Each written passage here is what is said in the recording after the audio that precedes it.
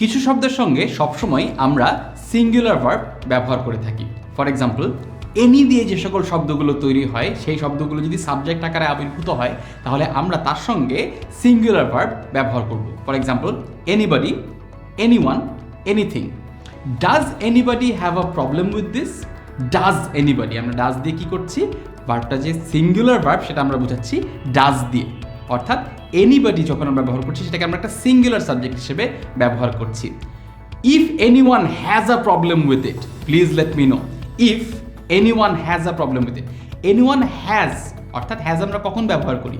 যখন আমরা singular verb হিসেবে সেটাকে ব্যবহার করি বা সাবজেক্টটা সিঙ্গুলার থাকে তখনই আমরা হ্যাজ ব্যবহার করি। অর্থাৎ এনিবডি, এনিওয়ান, এনিথিং এগুলোর সাথে আমরা সবসময় সিঙ্গুলার ভার্ব ব্যবহার করি। এরপরে রয়েছে some, someone, somebody, something. Something is missing, something are missing না, something is missing. Somebody has to do it, somebody have to do it না, somebody has to do it. Someone has to take responsibility, someone have to হবে না, কারণ প্রত্যেকটি ক্ষেত্রেই আমরা সাম দিয়ে যখন শব্দটি তৈরি করছি তখন সেটি একটা প্লুরাল নাউন না হয়ে বা প্লুরাল সাবজেক্ট না হয়ে সেটা একটা সিঙ্গুলার সাবজেক্ট হচ্ছে। এরপর আছে এভরি। এভরি দিয়ে যে শব্দগুলো তৈরি হবে সেগুলো সিঙ্গুলার সাবজেক্ট এবং অবশ্যই সিঙ্গুলার ভার্বই গ্রহণ করবে। For example, everybody, everyone, everything.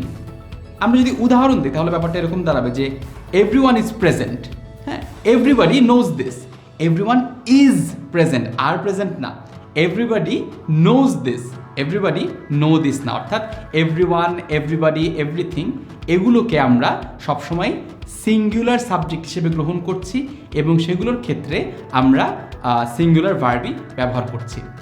Lastly no. মনে রাখতে হবে আমরা নো আলাদা যে শব্দ রয়েছে নো সেটার কথা বলছি না, কিন্তু নো দিয়ে যে নতুন শব্দগুলো তৈরি হচ্ছে, ফর এক্সাম্পল নোবডি, নাথিং এবং নো ওয়ান।